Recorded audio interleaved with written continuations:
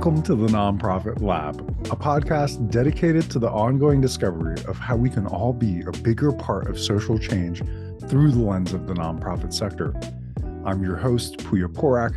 I'm an industrial engineer, animal lover, and CEO of Match Nice, a social impact tech startup with a mission to connect the nonprofit ecosystem and maximize social impact.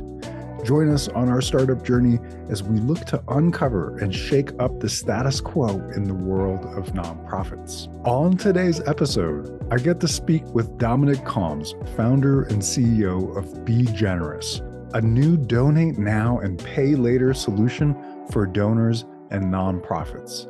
On this episode, we speak about Dom's journey to Be Generous, how he is working to change the donation landscape, the biggest challenges and lessons he's learned along his entrepreneurial journey, discuss win-win-win equations for nonprofits, donors, and philanthropic tech companies, the competitive landscape of companies working to serve nonprofits, social impact measurement, and plenty more entrepreneurial insights along the way.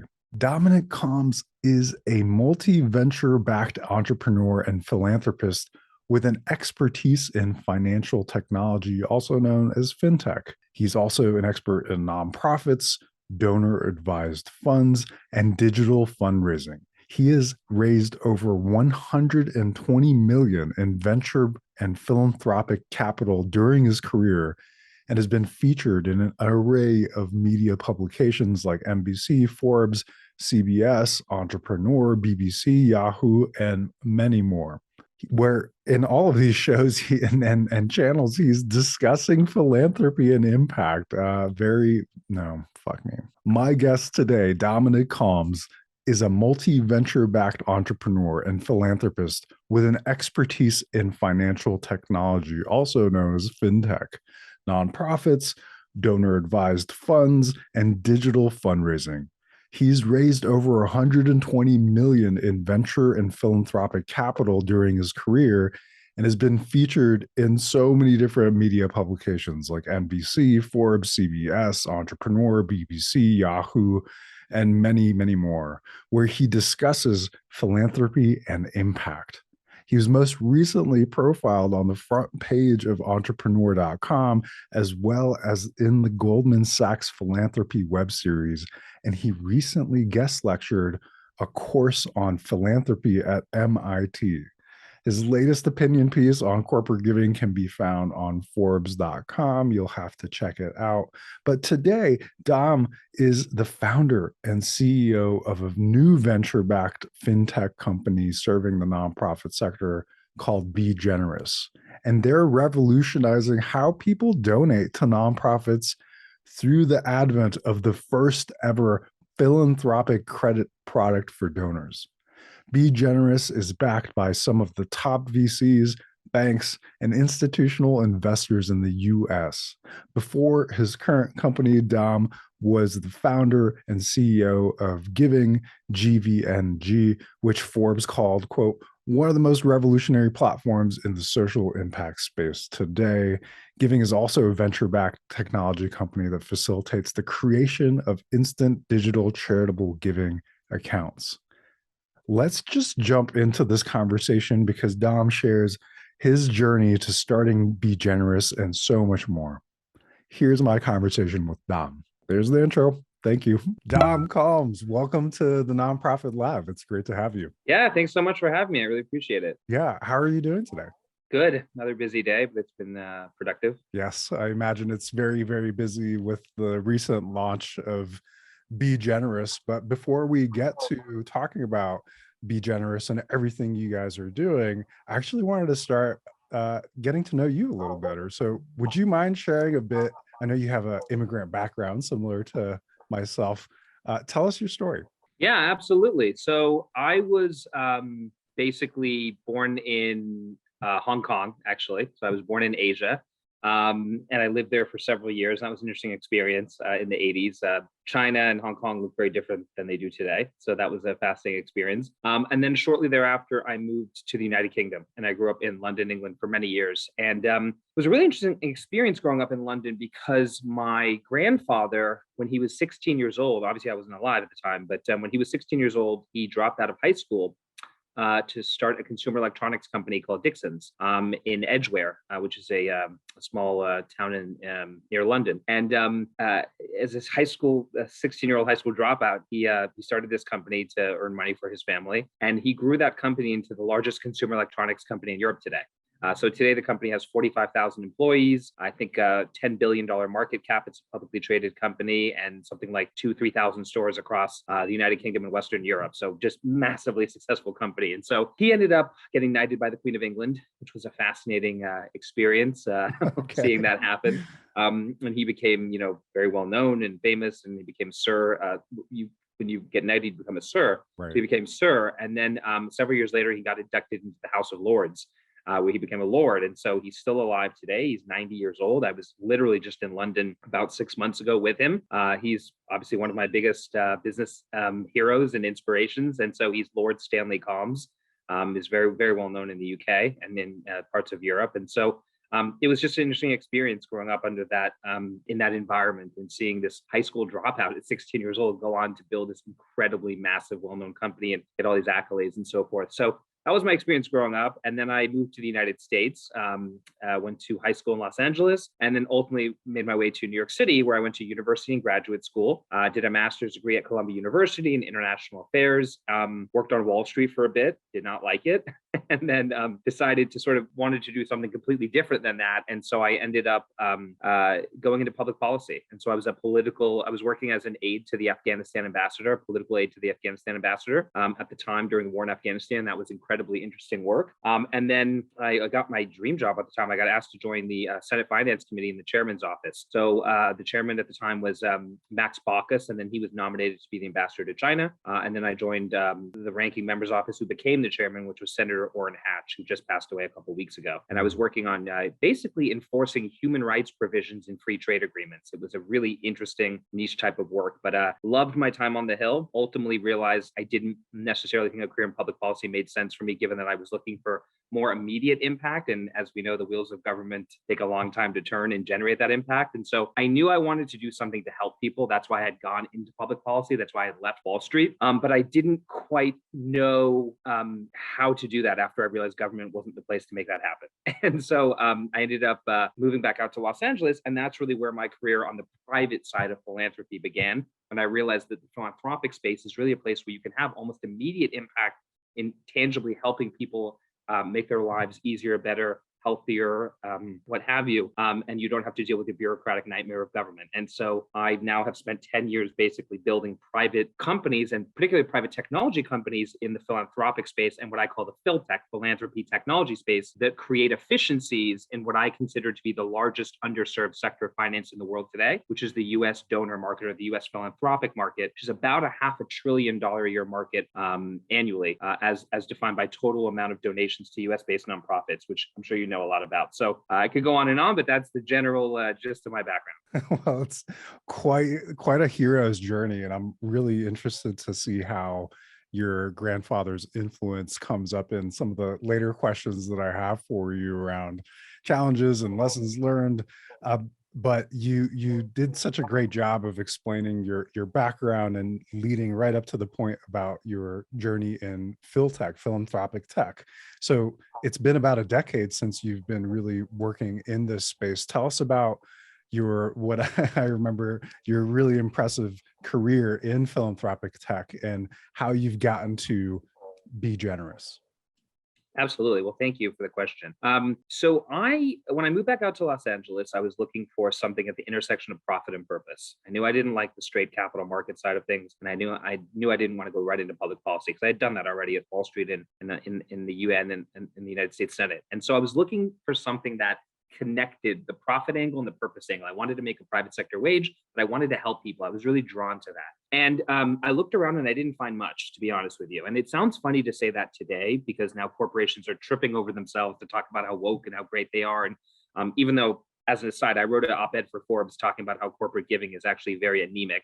It's only about 6% of overall giving. So corporations do a good job of talking about how philanthropic they are, but they don't do a good job of actually donating a lot of money. But that's an aside. But I was looking for something at the intersection of profit and purpose. I wasn't finding it. And eventually I got linked up with a guy named Trevor Nielsen, who had started a company called Global Philanthropy Group, which was really one of the first private philanthropic consulting firms in the United States. So we operated like, you could think of us like a McKinsey or a BCG or Deloitte or something like that, except instead of working for corporations and Fortune 500s, we worked for high net worth individuals, celebrities, and corporations to help them structure, manage, grow their philanthropic vehicles and their philanthropic work, whether those are private foundations, public charities, DAFs, whatever it might be. And really we're pioneering in this industry. I mean, we're one of the first and ultimately I think became the premier philanthropic consulting firm in the United States. And so I joined, eventually made my way to running business development at the firm, and then worked very closely with the founder and president, Trevor, on basically growing the firm. And eventually that company got acquired, and it got acquired by Charity Network, which is owned by a billionaire named Todd Wagner, who is Mark Cuban's business partner in the broadcast.com IPO that they did. And so it was a fascinating experience. I was there for several years, worked on incredible philanthropic campaigns. I used to help run the philanthropic foundations for a variety of people, everybody from Forrest Whitaker to Madonna, to Gucci, to Facebook. We worked on all sorts of great campaigns, the Getty Foundation, the Buffett Foundation. I mean, you name it, we worked on it. And it was incredibly rewarding. So I really developed what I consider to be a core expertise in philanthropy across corporate philanthropy, high net worth philanthropy, and celebrity philanthropy, really understanding the various dynamics. There were days where I was writing grants. There were days where I was applying for grants. There were days where I was giving out money. Other days I was doing online charitable fundraising campaigns. We did board management construction. We did compliance. We did regulatory oversight. We filed 1023s. Just you name it, we did it in the philanthropic space. We raised tens of millions of dollars for our individual clients philanthropically. And so anyway, that company went to get acquired, as I said. And then after that, I started a company called Giving. And Giving is around today and thriving, gvng.com, if anybody wants to check it out. And the easiest way to sort of describe what that is that Forbes did a really nice profile on us, did a nice article on us, and they called us the Shopify for nonprofits. So if your audience knows Shopify, Shopify is a digital one-touch solution for instantly launching an e-commerce store. There are 2.2 million e-commerce stores in the United States today.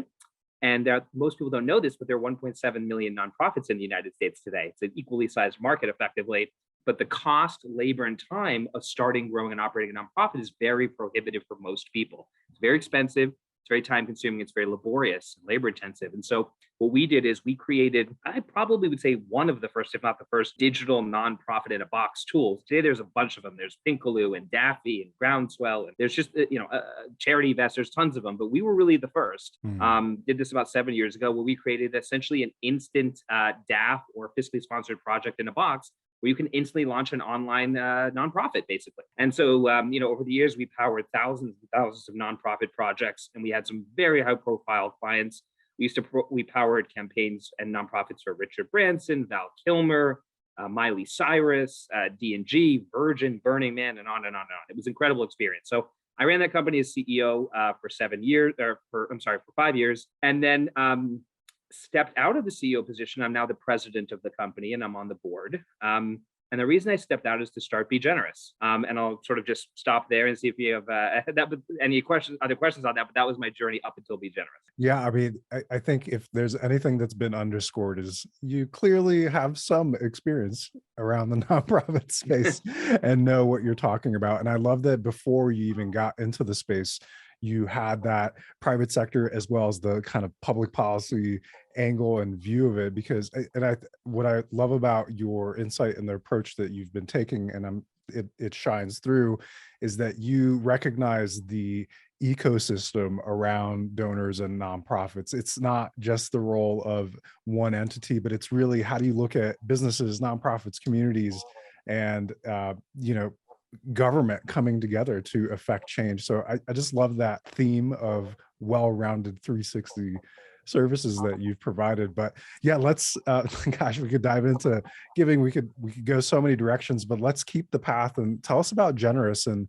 how the idea came up and where you guys are now. Yeah, absolutely. So this is what I'm most excited about. This is So I'm the founder and CEO of a company called Be Generous, just the letter B and then space generous, the word generous, begenerous.com. And we've really created something incredibly unique and proprietary. Nobody's ever done this before, and we have an unbelievable opportunity to fundamentally change how people make philanthropic donations in this country and eventually around the world. But if your audience is familiar with buy now, pay later companies like Affirm, Klarna, Afterpay, Sezzle, Split It, I mean, there's a bunch of them. But effectively, this industry called buy now, pay later sprang up about 10 years ago. It's a huge industry today. Over $100 billion of buy now, pay later loans are outstanding today. Extraordinary growth. And today in the United States, this unbelievable statistic I just read, that 56% of consumers have used a buy now, pay later loan to purchase an online product, which is incredible. You're talking about more than half of consumers in the United States have used a buy now, pay later loan to purchase an online product. And today in the United States,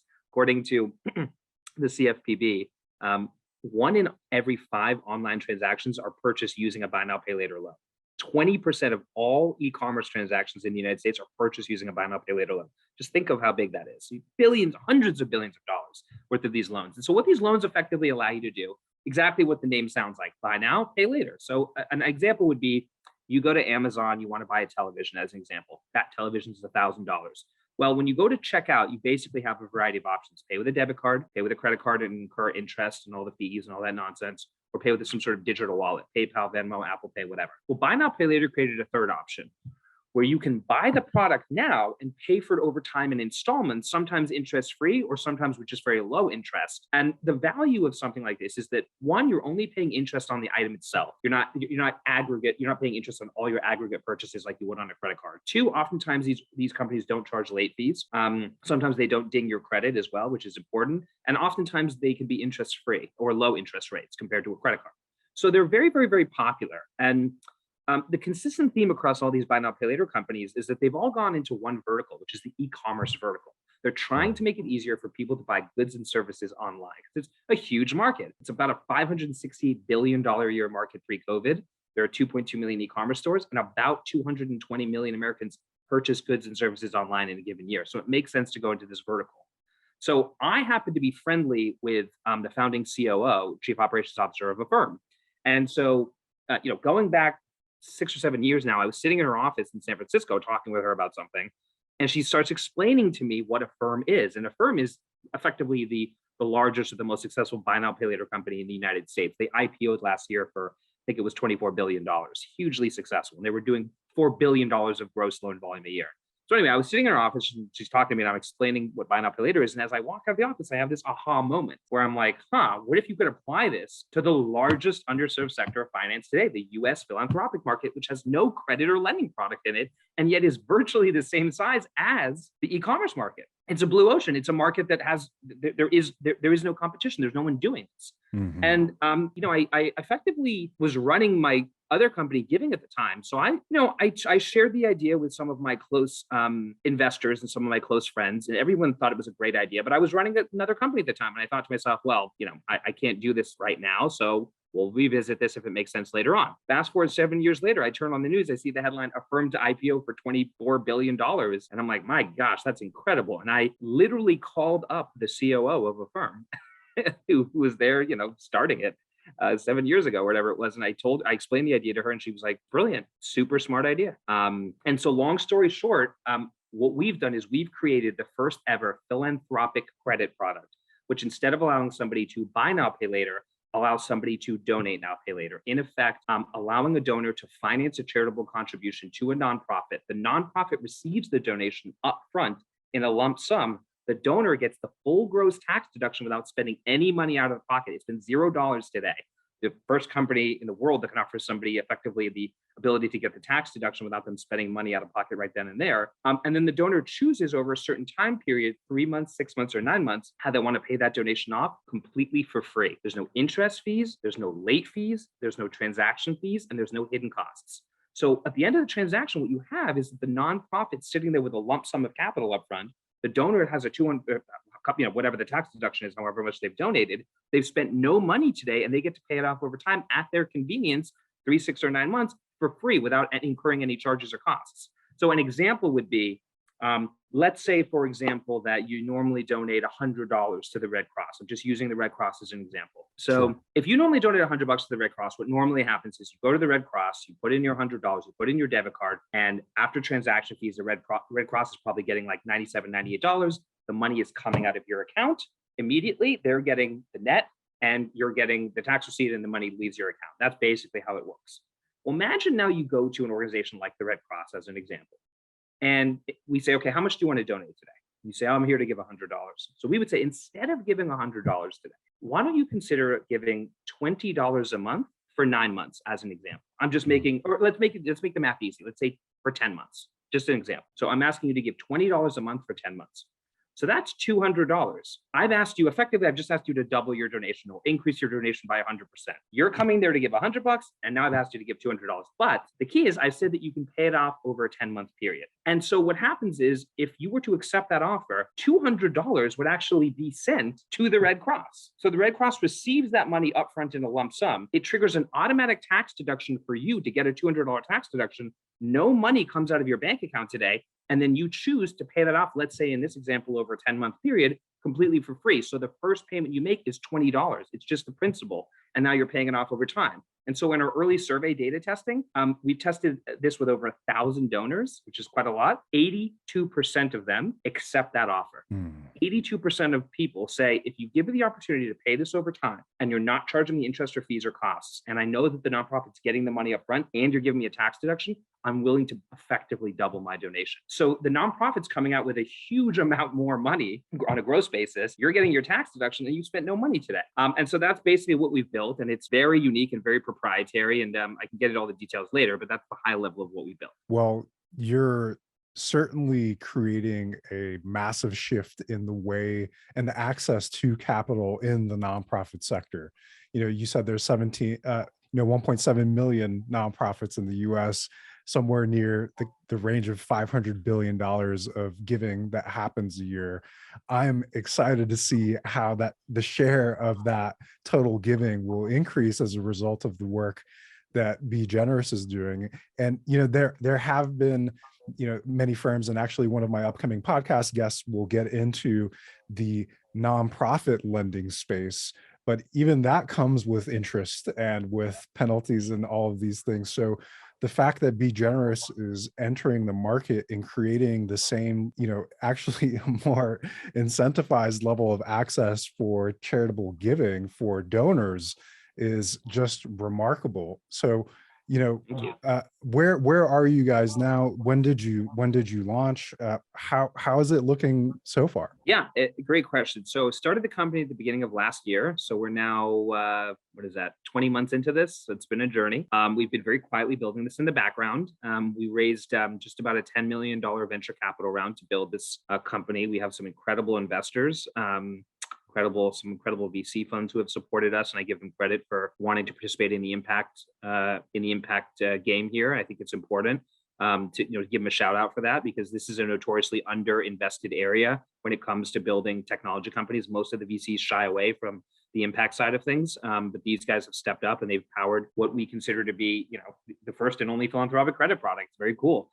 So we raised a lot of capital to build this, relatively speaking. And then we went out and secured a very large, effectively we consider to be a credit facility. And so we have banking partners, particularly one lead bank partner who has put up a significant amount of capital in order to power this product. And what I mean by that is, ultimately at the end of the day, what we're doing is we're giving out unsecured consumer loans, right? That's what this product is. This is a lending product to give an unsecured consumer loan to a donor who wants to make a donation to a nonprofit. And so, in order to power this, you need the capital to power this.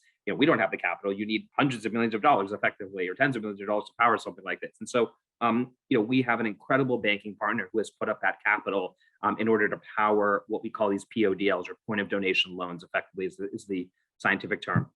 And so we've been building this for 20 months. As I said, our websites and social media sites and everything launched last week, or I should say really 2 weeks ago. We're just, what's the date today? Today is the 21st. Our first loans are slated to go out the week of August 15th. So we're about 3.5 weeks away from the first loans going live. We have an incredible group of nonprofits that are in our beta pipeline right now that we're just literally in the process of onboarding. Some of the biggest nonprofits in the world, whose names your listeners would certainly know. And we're really, really, really excited to go live. So with a $10 million venture backing, clearly there is a large profit margin for Be Generous to make here. And you've talked about in your career searching for this path where the intersection of profit and purpose come together. How, I've experienced this as a founder of a social impact tech startup where whenever profit comes into the conversation with a potential customer or a donor, there's hesitation and there's a negative perception around profit and purpose being together. Well, it's like, well, why don't you just start a nonprofit as an example? Yeah. So, and it's silly because nonprofits, even though they're called nonprofits, very silly. It's it's the revenue and bottom line is very similar to any other business. It's a total misnomer. Nonprofit, the word itself is a meaningless word, and it's a bad phrase for the industry to use, by the way, because nonprofits are, I hesitate to say profitable because they're not, but they generate huge sums of revenue and they pay employees and they're oftentimes run like a business. And the most efficient ones are run like a business, but but I'm just, I'm piggybacking off of what you said. Well, it's a big theme of this podcast and something that we're hoping to demystify is change the public perception around nonprofits just being kind of a hobby or a charitable kind of institution, especially when 92% of that 1.7 million nonprofits are the grassroots organizations that are $1 million budget or less. But coming back to the question around profit and purpose, how does Be Generous generate revenue in this model where you have no interest, no fees? Yeah, it's a great question. So from the beginning, I was very adamant that we could not charge interest or fees or transaction costs or late fees or basically anything. We could not charge donors because you want to incentivize philanthropic giving. You don't want to disincentivize philanthropic giving. And the easiest way to disincentivize something is to put charges on it, right? That's how an excise tax works. Think about it. They don't want people to smoke. They make it more expensive to smoke, right? They don't want people to to buy whatever it might be, drugs or whatever. They put a cost associated with that. So that's the surest way to the incentives would be perverse if in fact we charge donors, because then you're saying to a donor, hey, I'm going to charge you money to give away money. Bad idea.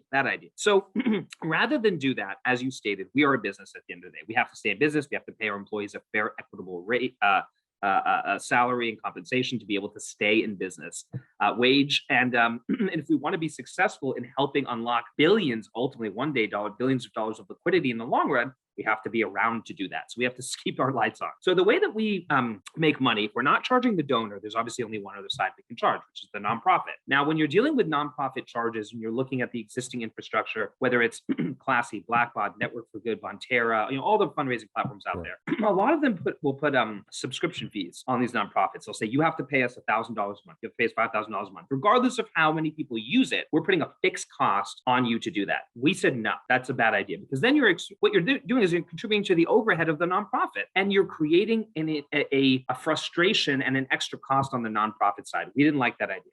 Okay.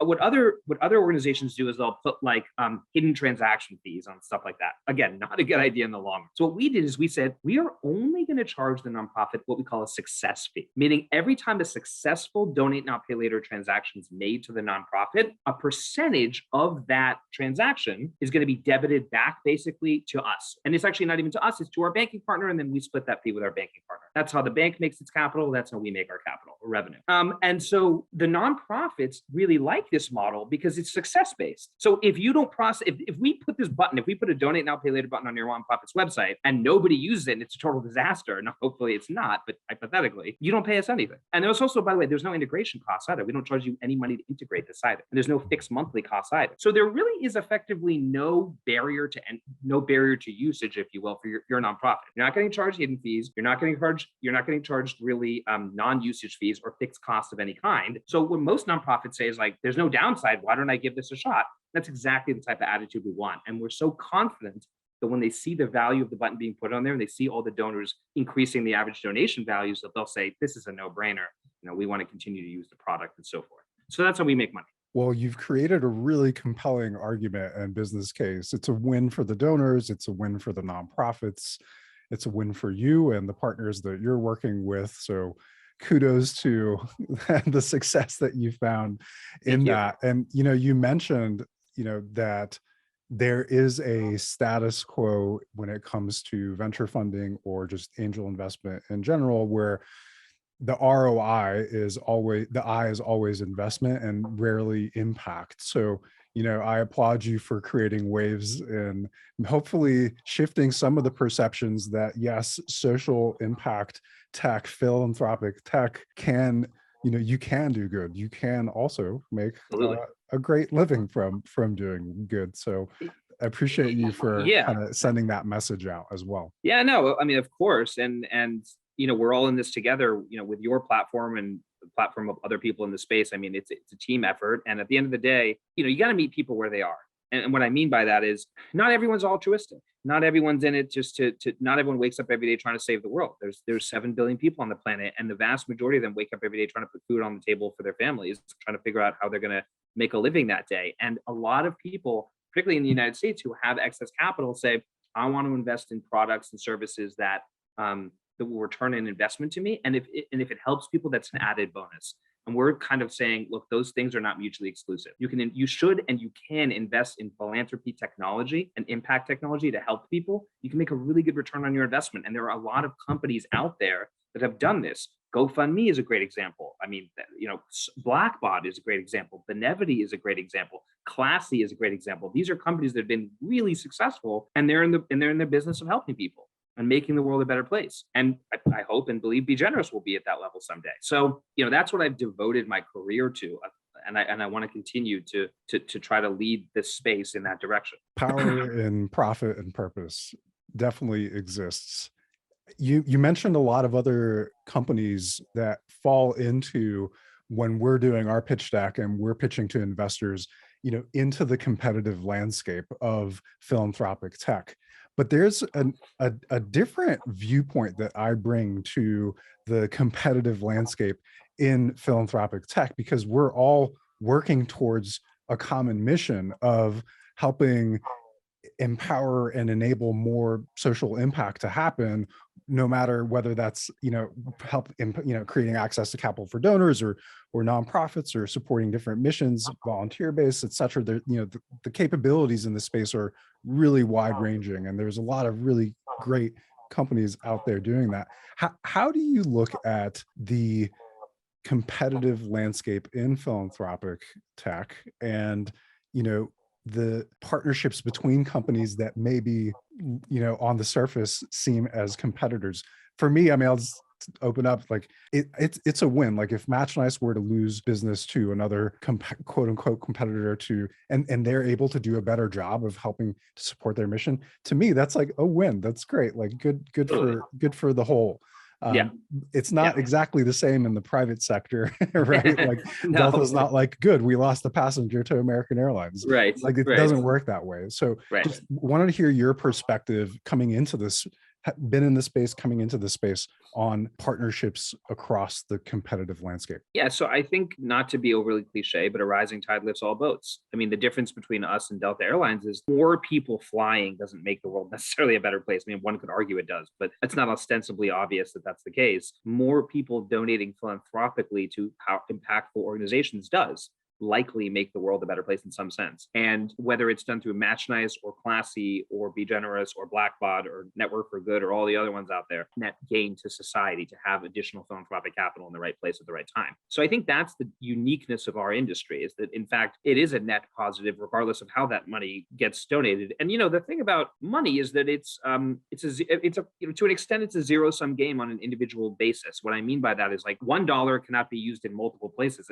It's binary. It's used here, it's not used here. So if somebody were to donate on Classy, they're not donating on Blackbot. If someone were to donate on Network for Good, they're not donating on Blackbot. So the use of that dollar is a zero sum game. Somebody wins it and somebody does, and there is an inherent loss on the other end of that. I look at that from a business perspective as any other private business, to say we want to get as much of the market share as possible for us because we want to stay in business and we want to be really successful. As a philanthropist, which I consider myself to be, and I donate quite a bit, and as somebody who genuinely cares about the community I live in, the world that I live in, the country country that I live in, positive no matter what. So if it happens on one platform versus another platform, I look at it as a net positive. But as a businessman, I have to look at it as from the perspective of market share. And so, my day-to-day goal to get a nice ROI for my investors is to capture as much market share as possible. My personal goal as a philanthropist is to just see overall in aggregate as much philanthropic capital be raised and deployed to the right places at the right times. And ultimately that helps everybody, whether it's my investors or your investors or whoever, that helps everybody. Because if we live in a healthier, more equitable, cleaner, safer society, everybody benefits from that. So, I mean, that's, I see it in dual ways effectively. Yeah, it's interesting to hear you put it into the perspective of a zero-sum game around that dollar, because it seems like Be Generous is actually also going to be contributing to the growth of the market share of Right. giving. So not only are you is it competitive in that way of like $1 can only go one place, but you're creating the more dollars to be Exactly right. go around. And that's actually, Yeah. part of our vision and view at Match Nice as well, is 471 billion in US giving, 61 billion plus of that is online, and that market share is only going to continue to grow. The more companies, the more solutions, the more leaders that are working to create the connections to that capital, the net whole, the better, right? Absolutely agree. Philanthropic giving typically rate goes up 3% year over year. Online giving increases 10 to 20% year over year.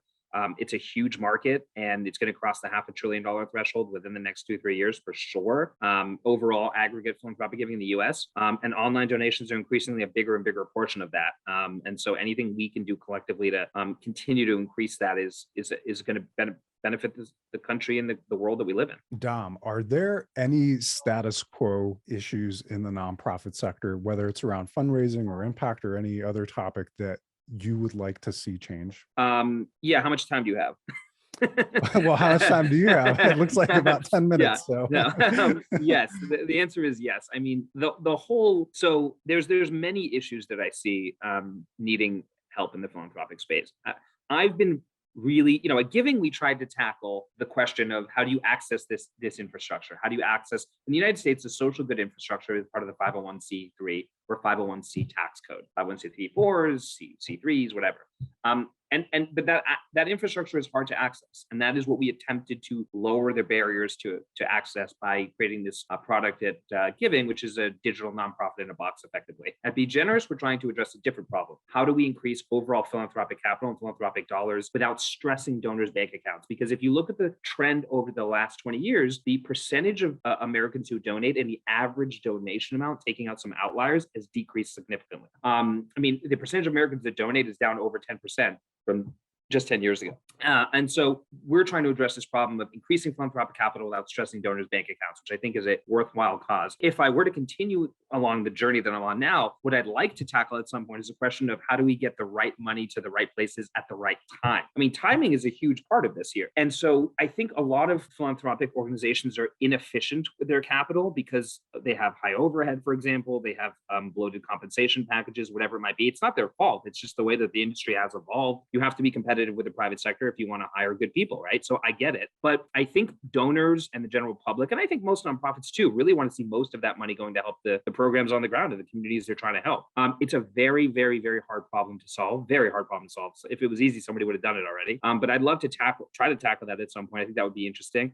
And the other problem that I think a lot of people are trying to tackle is how do you quantify and measure impact? There's a lot of companies out there that are attempting to do this right now. I haven't seen a really good, overt solution yet, right? But it's a great problem to tackle because if you can quantify in some sort of objective, quantifiable metric what impact is, imagine what that does for, the ability to invest in that type of industry and put up more philanthropic capital, right? An objective key metric for, quantifying impact. So that's another really interesting one. And there's a myriad of others, but those are the ones that I find particularly challenging and interesting. yeah, I'm inspired the different angles we in the industry can take, because that's the first step in our journey with Match Dice, is tying online giving directly to impact and creating that measurement from the program level down to fundraising and then beyond, and measuring outcomes. I mean, it's one of our advisors has said that impact measurement in the nonprofit sector is one of the holy grails in the sector, because there's so much room to define that, and it's Yeah. so complicated with so many different factors. So Yeah. it's no wonder that it's a challenge today. Yeah, I couldn't agree more. Challenge and challenges are fun and exciting, and they're to be solved, right? So that's I love that you're doing that. Well, Dom, you have an incredible background and, dare I say, even legacy around the startup world, with your grandfather to everything that you've built for yourself throughout the years. It's really inspirational, especially as a first-time founder. I'm really curious to hear, what are some of the greatest challenges that you've experienced launching companies to serve nonprofits specifically? Well, thank you for the kind words. I very much appreciate that. And this is a very good question. So the challenge of any startup is going to be raising the capital to build it, because you're basically trying to sell a dream. You're trying to sell a vision to somebody who probably doesn't know you very well, who probably needs some key indicators of, is this person trustworthy? Do they know what they're doing? Do they have any traction? I mean, these are just the general challenges of a startup. And then it's amplified times 100, I would say, when you're dealing with the nonprofit space, because a lot of nonprofits are skeptical of the value proposition of these tech companies, and they're getting hit up 24 hours a day by various technology companies who say, I have this, I have that, I have better this, I have a better that. And like you said, 92% of organizations raise under $1 million a year. So it's that 136, 135, whatever, 1,000 organizations that are constantly getting bombarded with all these different offers of all these different technology companies. And let's face it, I mean, the vast majority of those tech companies probably don't have the solution to their problem, but they're constantly telling these nonprofits that they do. So I think you're dealing with a skeptical audience, and I think rightfully so, they deserve to be skeptical. It's not a criticism, it's just what I've noticed in the industry. And I think that you need to really overcome that skepticism by showing that you're trustworthy, that you're ethical, that you're in this for the right reasons, that you have traction, that you know what you're doing, and most importantly, that the product can help them. That's the key. Does this product actually help my organization? And what does the integration process look like? What does the cost process look like? Is this company going to be around in 5 years? Is this company going to be, good for my donors? I mean, these are the questions that nonprofits ask themselves. So it's very hard starting a company that sells to nonprofits. It really is. I mean, I wish I could sit here and say it's a piece of cake, but it's not. And I think, starting a startup in general is hard. And it's even harder when you're dealing with a very difficult market.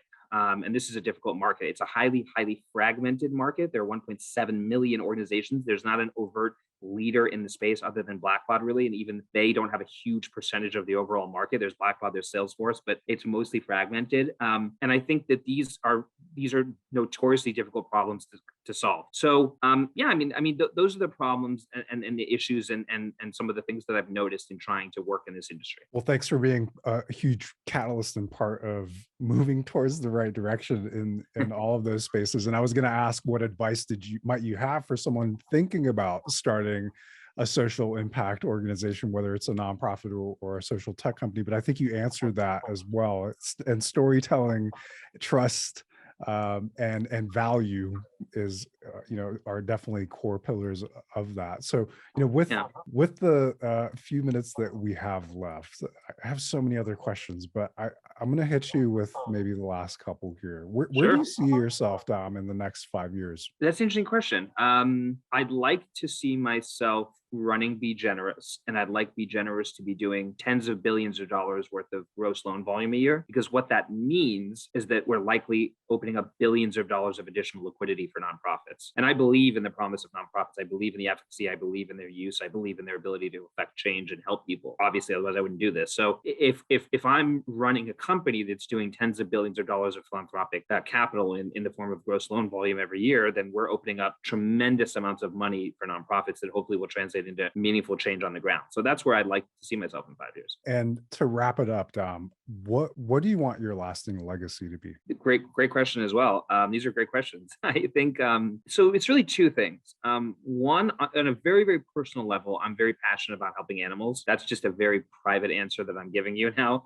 So I'd like at some point in my life to be able to get involved in that industry a little bit more. I mean, right now I'm a donor to some of the major animal nonprofit organizations out there, but I'd really like to be be involved tactically, and I'd really like to help, end the process of, having kill shelters in the United States, for example, animal abuse. I mean, that stuff is anathema to me, and affects me emotionally, and it's horrific. So personally, I'd like my legacy to be tied into the idea that, I was there to help those who can't speak for themselves, which are animals. I mean, those animals don't have, for the most part, advocacy groups in Washington, D.C. and at the United Nations. We have to take care of them as stewards of the globe, and I don't think we're doing a great job. So that's a personal answer. Professionally, I'd love for people to say that guy helped revolutionize the philanthropic industry. Without Dominic, we wouldn't have such and such and such. I don't know what that will be in the long run, but I'd love to be part of the legacy of helping bring philanthropy into the 21st century, and helping change the way that people make donations for the better, so that it's more efficient and more capital is getting to the right places at the right time. If I could be a part of that story, if I could play a role, and I'd like to play a significant role, that would be incredible. So that's what I'd like it to be in the long run. What a beautiful answer. I'm surprised you didn't say you also wanted to be Sir Dominic Kalms. You don't want to. I'll leave that to my grandpa. Yeah, he can take all the accolades. Well, Dom, thank you to the Be Generous team that is growing actively. Lots of job listings going out. So check Be Generous out.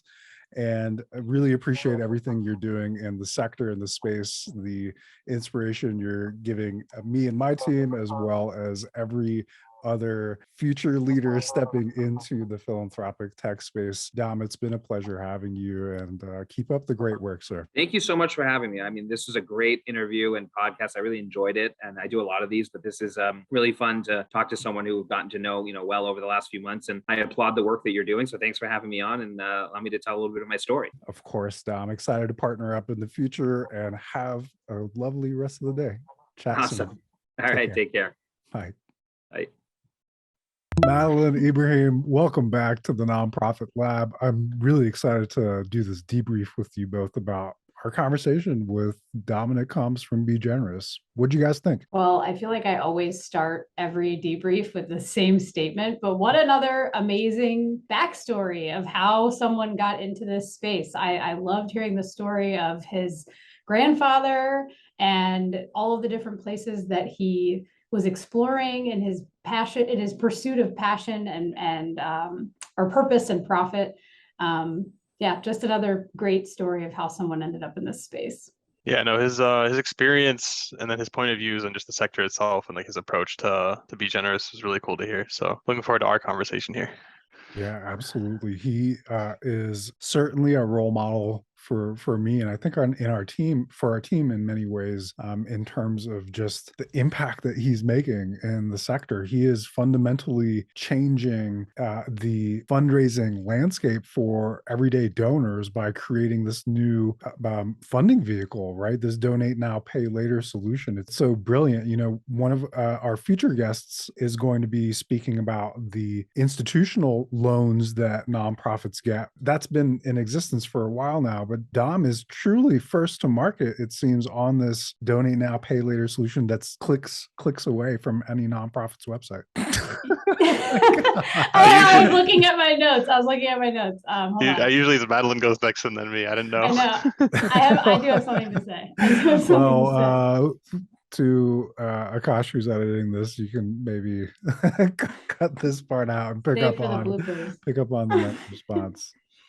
I was going to say that I thought his experience before starting Be Generous was really interesting because we're both focused right now on the individual donor primarily, but it was really interesting to hear about his work with celebrities and other high net worth individuals and their foundations and things like that, because that's really not something that we've as a team have fully explored yet. I know that, obviously we're looking to connect all these different dots into what we're doing at Match Nice, but it was really interesting to hear about how many different celebrities and high net worth individuals he helped kind of channel their wealth and do wealth management for them into doing good, which is just really, really cool. I mean, from the beginning of the conversation, when we talked about his experience and like one after the other, his diverse experience from, the nonprofit space to the public sector and how the government get involved in promoting impact, it was really cool to hear. And then how he took that, in all the steps towards, finally building out Be Generous to where it is right now. And then, it's going to be interesting to see how it pulls through, in the future. But I have no doubt that it's going to take off even more so than it already has. That it's also built off of,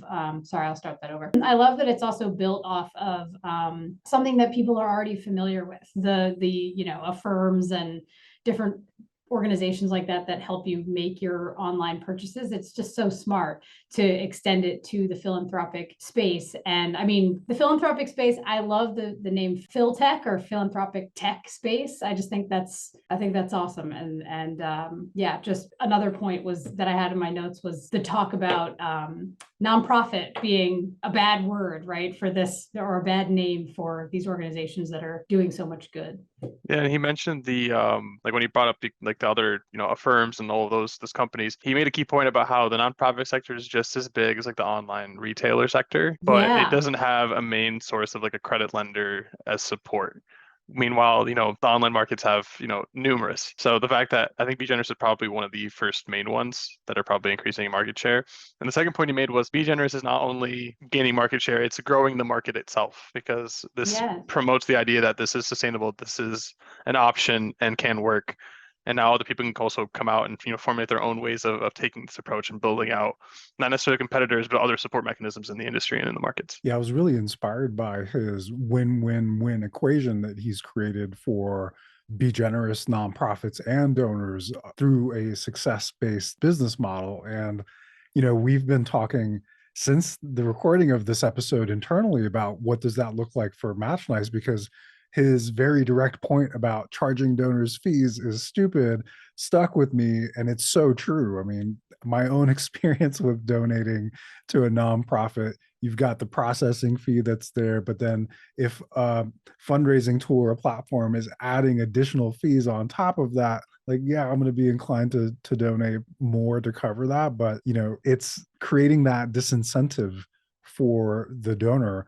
And, for our company, as we were evaluating our own business models, we initially were going down that path, right, of a donor fee, pass the fee to the donor type of model, because that's the status quo largely in many fundraising tools right now. That's how a lot of these fundraising companies are making their share of the donation. So it was cool to hear him be so direct about Be Generous's stance and fostering and formulating the success-based model that I'm really interested to see how it works for them. Yeah, it's like, I love it too, because it means that I like that it puts the company in Dom's situation, obviously Be Generous, and in our situation, Match Nice, that we have skin in the game, quite literally, because it's not something where you sign up with us and we start taking your money. It's, we have to make sure that what we're doing is actually working for you. And then we can, I'm not phrasing this correctly, but everyone can benefit once we get to a place where where the nonprofit is raising money, which is the ultimate goal. The ultimate goal is not just for us to make money. I think you phrased it as correctly as one could. So that's great. I think the success metrics is an interesting approach, and I think, like echoing what Madeline said, like on top of that, it's the point that Dom made about there's three. First of all, there's in the nonprofit sector, there's skepticism on all these nonprofit like software solutions, right? There's a ton of them, and not all of them solve all the problems, or not all of them solve specific problems that nonprofits face on a day-to-day basis. And his recommendation of the approach you should take is you can overcome that skepticism by, first of all, being trustworthy, having traction and showing that you're supporting nonprofits, and then overall just having a good solution, right? If you target a niche area, that's great, but understand that you may not meet the needs of nonprofits. So that's either you focus on potentially partnering with nonprofit software solutions that accomplish and solve those problems, or developing your own solution to tackle those additional problems that your solution may not tackle at that point. Yeah, I hope that what Dom is doing is a signal to other purpose-driven companies that are also working in the for-profit sector in multiple ways. One is that if you're entering the nonprofit sector, especially this industry, there's always room to grow that pie of revenue. There's so much untapped potential. Most of the solutions that are out there are on the majority serving the enterprise level nonprofits at scale, but we still have this 90% of grassroots nonprofit organizations that are just getting started or just beginning, and there's a lot of work to be done. And I appreciate that he's kind of been so transparent. I think that's part of our MO as well, is how can we be as transparent as possible in terms of our business practices and how we are looking at this win-win-win equation. Another signal that Dom put out there that got me excited and hopeful is the fact that the amount of investor interest and traction that he received on Be Generous as a philanthropic tech company solely serving the nonprofit sector. We discussed like how historically investors, and even today, many impact investors shy away from putting their money into something where it has to only be like return on investment. But when you start talking about impact, it's kind of like, it's like those are nice like sprinkles on my Sunday, but like what I'm here for is just the capital. So I'm really hopeful that this conversation with investors and with impact driven companies isn't what we've experienced, and Dom is so clear about this. Like, oh yeah, if you're like raising money, it's already hard. But if you're raising money for the nonprofit sector, like it's even harder. And we've noticed that same kind of difficulty factor of maybe like times 10, just because we're looking to serve the nonprofit sector. And it's great to see like this success story of Dom and Be Generous breaking into the market with some very high profile investors behind him. That was really exciting to hear him say that. And I loved what he said about when you're talking to someone who is an investor or impact investor, to talking about how the fact that the philanthropic tech space is a space where you don't have to choose between doing good and making a profit. You can do both. That's what we're doing here. That's what Dom's doing. And it's, the return on investment is that investment, but also impact. So I just thought that was a really great comment. And it was interesting in a lot of our conversations with investors, we've had a hard time talking about the nonprofit market because, like you said, people shy away from the nonprofit market almost because of the word nonprofit, right? It's like no profit. So that's a whole other conversation that we talk about all the time. But I thought it was interesting, and you just said it yourself too, Puya, how Dom phrased it as the untapped donor or philanthropic market, right? Like how much money is being held in DAFs, how much money is being held by people who want to do good but can't give a big donation up front, right? That's Be Generous. There's so many different places where that market, right, like the e-commerce sized market, is just untapped. And I think that was just a great way as a fellow founder to hear him talk about the market opportunity that we're talking about here. Long pause to be edited out. Ta-da. I was going to say something, but I already said my points on that earlier. Okay. It's going to be the same stuff over again. All right, let's see. What else do we got to discuss here? Let me see what I have. Oh, go ahead, Madeline. Oh, no, you go first because I just said a big thing. Okay. Deep breath. Okay, so the last point we just ended on was about like the shift in investors, right? So okay, so I can pair that with competitive landscape. So let me shift back to that. That's a good transition. Yeah, to, okay. Like cool. Okay. All right. Hold on, clap. So involving like the investor's approach and the understanding of the market, that kind of brings us into the competitive landscape and understanding of it. The conversation you had with Dominic was, it's a win-win-win, right? If we lose a nonprofit to another software solution, as long as they're benefiting from that, that's a win immediately, right? It's net positive regardless of what platform raises money for the nonprofit, as long as the nonprofit is raising money in some way. And it's a learning experience, right? So if we find out, we may be missing something, that's something we can build upon, or potentially partner with other nonprofit like fundraising solutions to better provide that experience to the nonprofit and rather than the whole holistic suite of solutions they need to solve every problem that they have or every challenge they face. I'd say also that your comment just now, Eve, reminds me of conversation that we all had in the early days of Match Nice, talking about how, I don't remember which nonprofit we were talking to, but there's a conversation about like, this is our list of donors. and we don't want to share our list of donors with another nonprofit, because that means that, those donors could be going away from us to this other one. And we were like, wait, but you guys are both in the same space, working towards the same end.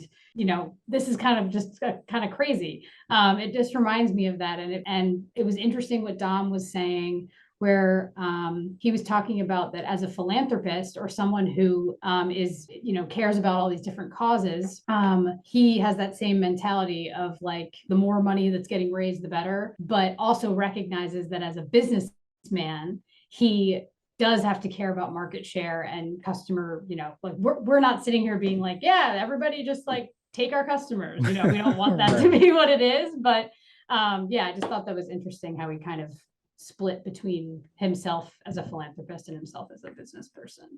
Yeah, that theme has come up so often for us, that nonprofits are collaborative when it comes to programming, but hyper competitive when it comes to funding. And I'm glad you said that, right? Like, yes, it's a not positive for the whole, but yeah, Match Nice, we're a public benefit corporation, we're a for-profit entity. We're not just entering the market being like, take our customers. I love the way you just said that, very frankly, which then, this episode really has me thinking about what are the biggest differentiators of what we're doing. And if you notice, every episode where I bring up social impact, there's this open field of opportunity, and like, well, this could go in many ways. And how do you measure? And, and there's a reason why social impact measurement isn't weaved into online fundraising as part of, like, from the beginning, right? It's like, here's a tool for you to raise money.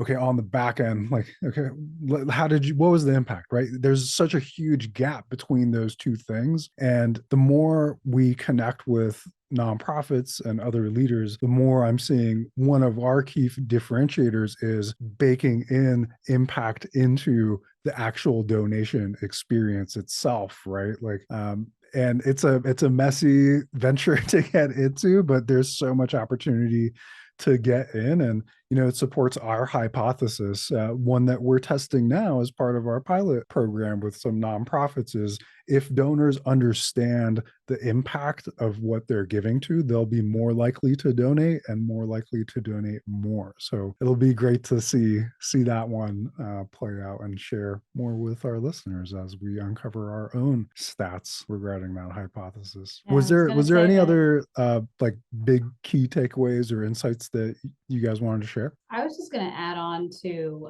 what you were just saying about the impact measurement, because Dom's comments about, the dream of getting nonprofits the money they need at the right time, and also what did you call it?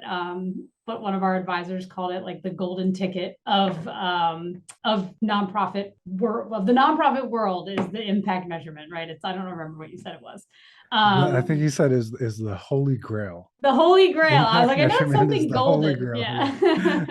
Yeah. But both of those comments, and we've heard other people talk about them, they are these giant behemoth challenges. But not to reveal too much, I got very excited about things that we've talked about in terms of our plans for Match Nice and what it's going to grow into, because I think we are thinking about those problems and how we can solve them and bake them into our platform. So it's just exciting to get re-inspired about that. Yeah, it's foundational to what we're doing. Eve, any other points that you wanted to make about this conversation? Madeline, anything else coming up that you wanted to share? I have two that are not related to each other really, but the first one is, I just wanted to recognize that we heard once again, when it comes to high net worth individuals, the story like Rashida was talking about with corporations, and largely white corporations, being the center of attention, and like, oh my gosh, look how much so-and-so gave, blah, blah, blah, blah, right? Like, I think that Dom brought it up in a different way, but it reminded me of a stat I heard about, Jeffrey Bezos, that he like if he gave $100,000, it's like literally nothing in the grand scheme of what he actually has. And I think that just was a comment about, you know, a lot of the showmanship that goes on from larger corporations or big foundations or places that do have all this capital that they're holding on to and not bringing into the nonprofit space. I think that's, you know, it's a whole other conversation to talk about, but it's something that we heard from Rashida and we've just heard in our research in general. So that's something we're also trying to crack. And I have one other thing, but I'll let you guys. Yeah, I mean, I would love to respond to that. I'm so glad that you brought that up. One of the cool drums that I've seen Dom beating that I'm like totally behind as well is challenging corporations, big corporations, to give more. Right? Mm-hmm. There is this like standard kind of be part of the 1% pledge, and everyone's patting themselves on the back for that. And let's be real, like 1% of a company like Apple or Tesla is still like a really massive amount, but it's 1%. And you look at that example you gave of like Jeffrey Bezos, and you know, something that I've learned from the conversations with Brianna and with Rashida and Anna as well is just the perceptions around like Black philanthropy, even, right? Like the fact that $100,000 for Jeff Bezos versus like most Black families give, 2/3 of Black families give more to charities, and despite having a lower income as part of the racial wealth income gap, is like a big signal that just, you know, in America, in our system right now, just because you make more money doesn't necessarily mean that you're more charitable when it comes to that like percentage of your own income. But yeah I'm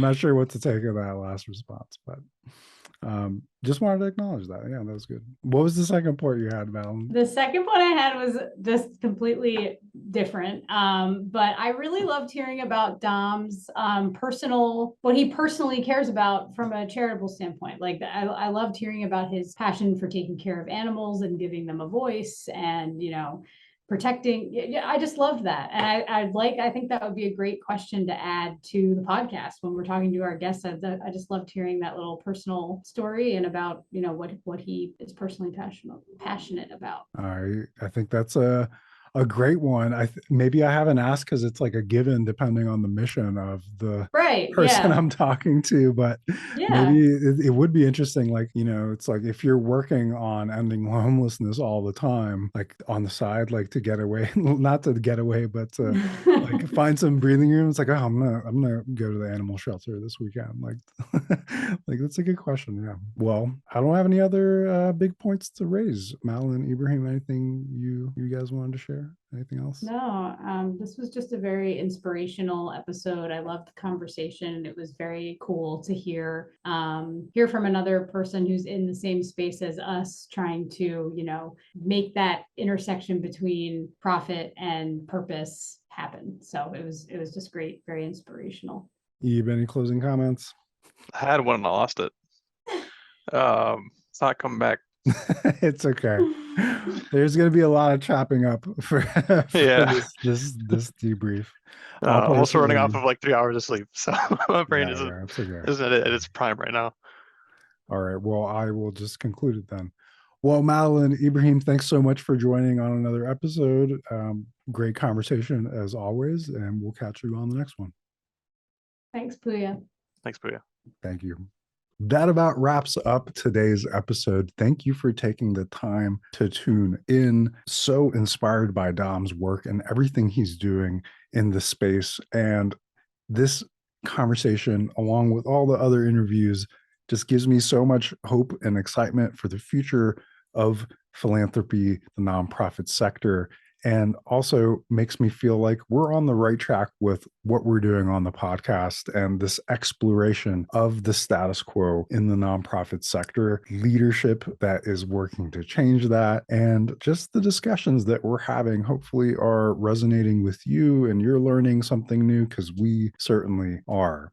As with every episode, we're going to end with a quote. This one, you know, given Dom's roots to the UK, let's do Richard Branson, who said, "There is no greater thing you can do with your life and your work than follow your passions in a way that serves the world and you." Long pause.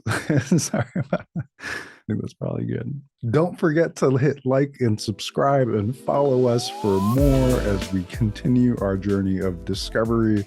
In the meantime, have a lovely rest of the day, afternoon, evening, wherever you are. Just have a great one. Thank you.